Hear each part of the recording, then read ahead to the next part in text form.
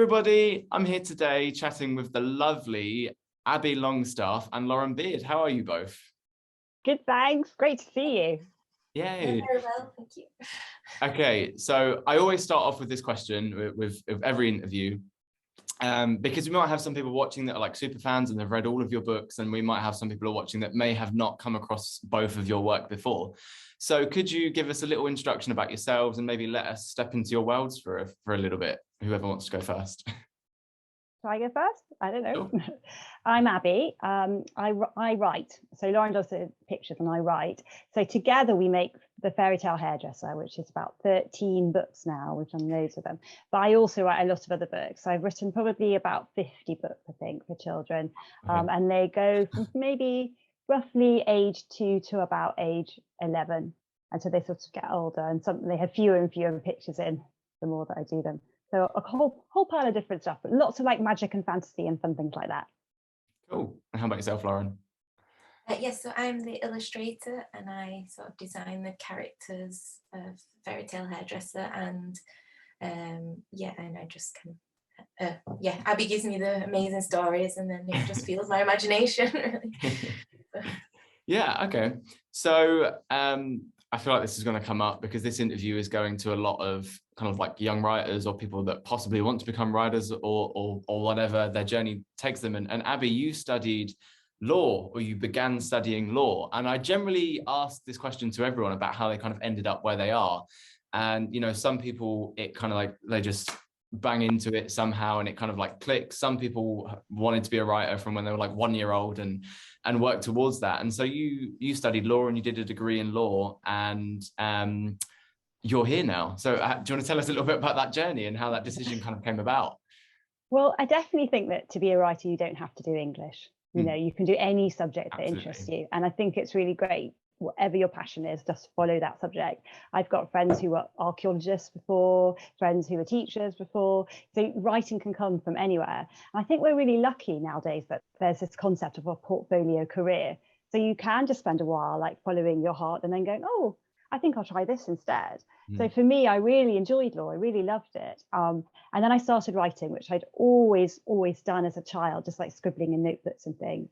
And then for a while, I did both jobs at the same time. I did 3 days as a lawyer and a few days as a writer. And that came to a point that I had to choose. But I think it's quite freeing, that idea that if you're young, you just do whatever you want to do, and then you will always be able to change. Like even if you're 30, 40, you can still change career. So you never should feel trapped by what you're studying. You can always move on.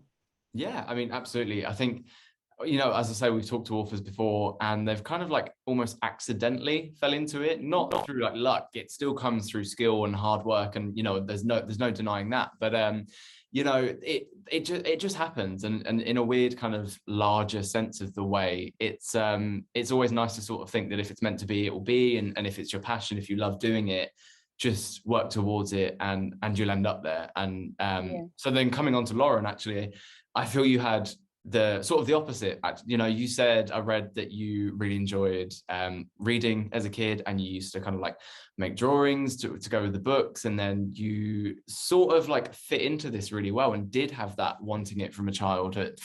So could you tell us a little bit about that? Yeah, so I always loved drawing. It was just like a big passion. And then I kind of went on to study it at college, and then I did my art foundation, which was like a really good year for me because you do a lot of different art. And I had a really encouraging teacher who was like, oh, you're very good at storytelling through image, so you should do go towards illustration. So then I did my degree. But then when I finished my degree, kind of worked in a lot of hospitality jobs and everything for a while. And then I managed to get an agent, and then so it was quite a slow process. It wasn't straight away. And then I've always had like second jobs to help support starting off and everything like that. So but yeah, it's just something that I always wanted to do, and I feel very like lucky to end up being able to do it. But I would always draw no matter what, so it's just a proper full passion for me. So yeah.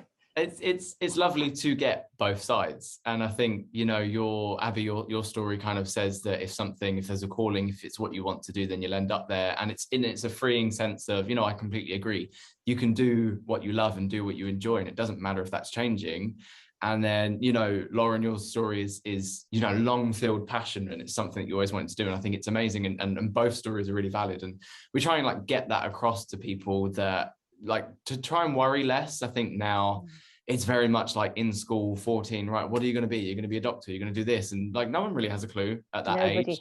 You know, it's true. And I think the thing is, nobody knows. People think they know. I thought I wanted to be a lawyer, and I did for a long time, but I think it's quite scary when you're young, and like everyone's like, oh, they've got a plan and they're going to university and they're doing this, and you feel like my son is a blacksmith.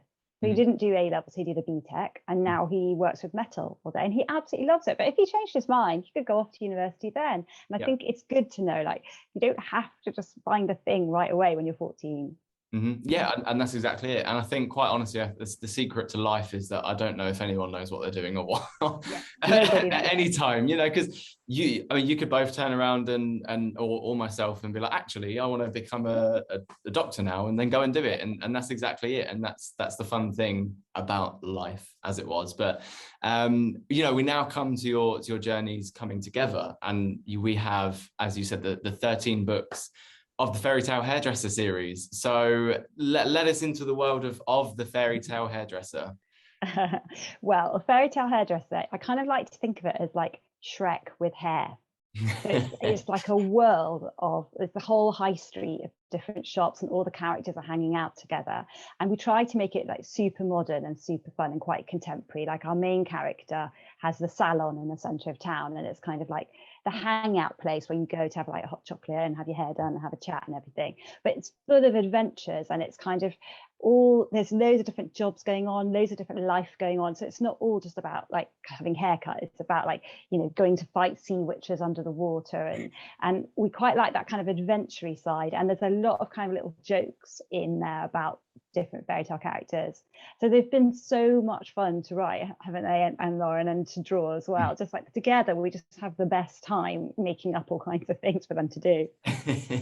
And that actually kind of takes me on to my next question, is that you are now 13 or 14 or a lot of books into the series, and it's really lovely that you both are there together doing it. I think, you know, oftentimes you see like they switch around, or actually the series doesn't go on for that long. So how do you find it? I'm sure this is a positive response, but how do you find it working together, you know, on every book, and taking that journey together, and having that creative relationship?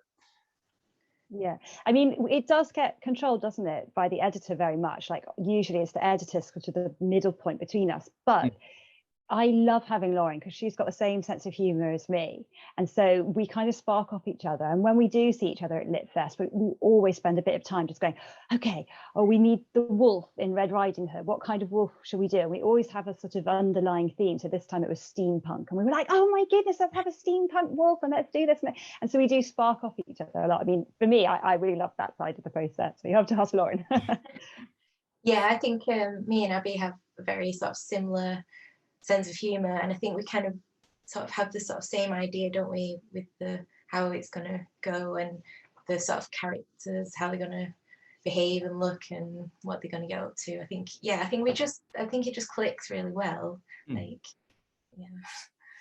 And then the latest one is a little soiree into Red Riding Hood, I believe. Yeah, I'll show you it actually. I've got it here somewhere. Oh yes, here we are. La la. Yeah, it's Red Riding Hood. So what happens in this book? Fun.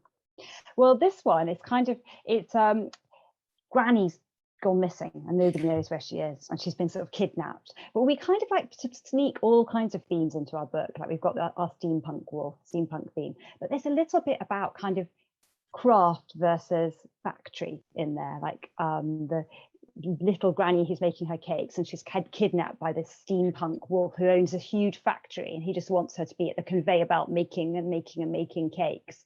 So I don't know if like 4-year-old children would pick up on all of the themes in our book, but they are quite layered. So like you can read them as an older person or as a parent and get little extra jokes in there. But really, I think the kids just think of it as like a brilliantly fun adventure, and there's loads of excitement, and then there's some hair being done as well, and cakes, and so it's kind of, it's a bit like a pantomime. We try to think of it like that, like bits for the adults and bits for the children as well. It's been such great fun to do, hasn't it, Laura, in this book? Yeah, it was a good one. Yeah. Great story.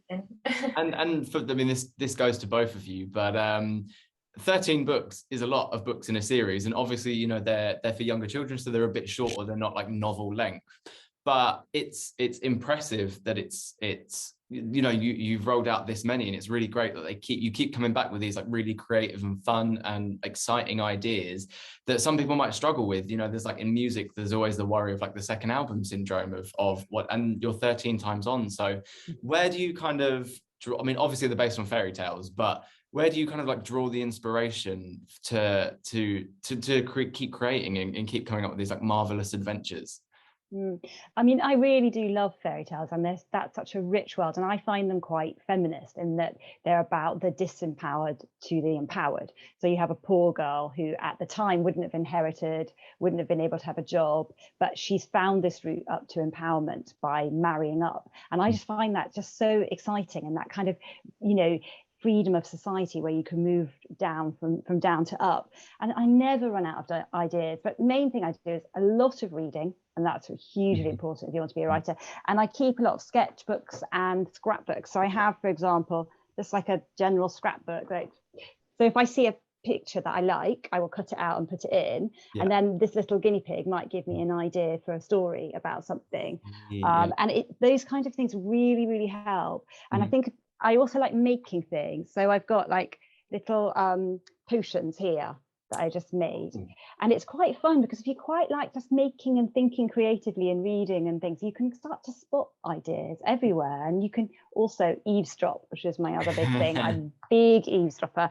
And I have like a tiny notebook. And if I hear something like in a cafe or something, I'll just scribble it down, and then I'll just keep it there. And then later on, I might come back to it. So in my study, I have probably 50 notebooks just of anything that I've heard. And if I need an idea, sometimes I just pick up my notebooks and I flick back through and I think, oh yeah, that was a really funny comment that I heard. How can I start to make that into a story? So I don't find that side hard, but the writing is hard work. The ideas, they're fun, but the writing can be like, sometimes it's a bit of a slog. And how about yourself, Lauren? Because I mean, you illustrate the 13 books and the others and whatnot, and it must be quite difficult to come up with like fresh ideas to portray the same characters in a new adventure. So how do you kind of like draw the inspiration to keep making these books so exciting and amazing and engaging? Well, I think I try and like take a lot of influence from just like modern culture. So which book was it? The one where like pop stars, like when they get dressed up, I like look to like pop stars and stuff and see what they're wearing, or rock stars or whatever. And then like the last one we did was cakes, and then they were dressing up as cakes, and I remember Colin Caterpillar.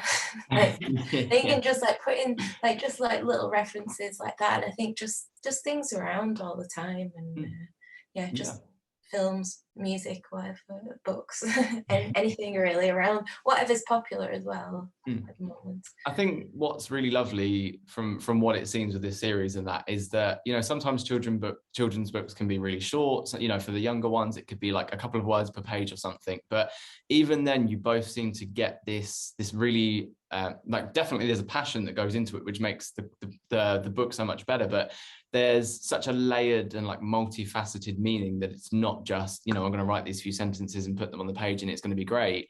There seems to be like a lot of thought and love that goes into it. And as you said about, the meanings and the feminist side and these like underlying things, it's so important because it just adds these avenues to books that make them so engaging and make people think. And that it's so important in growing up and in that age group to get them thinking for themselves about, what these themes may be. It's putting them into a scenario that they can relate to, that they enjoy, rather than them looking at, an adult world. It makes things easier for them, and it's really, really important.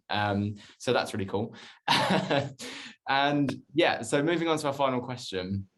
this goes out to both of you. So we'll start with Abie. So if there's anyone out there that, you know, wants to be a writer, if there's anyone that just wants to practice, or they don't know what they're doing and they just enjoy writing, do you have any secret industry advice or tips for them, or help for them to kind of achieve where they want to go?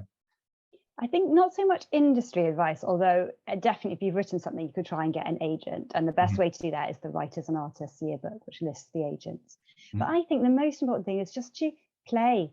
Like, we forget how to play as we grow up. Like, when we're little, we play and we're not scared of making mistakes. But I think as you get older, there's a sense that it's got to be perfect and it's got to be right.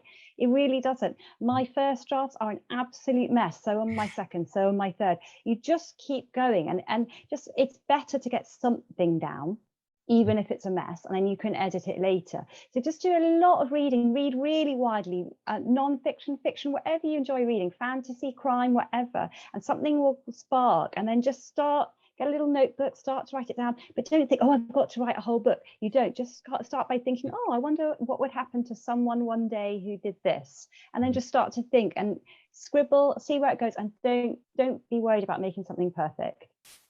Amazing. And then for anyone out there that is possibly a really budding illustrator or loves drawing, or doesn't quite know what they want to do, but they kind of have a knack for art or that kind of skill, what would your advice be for them, Lauren?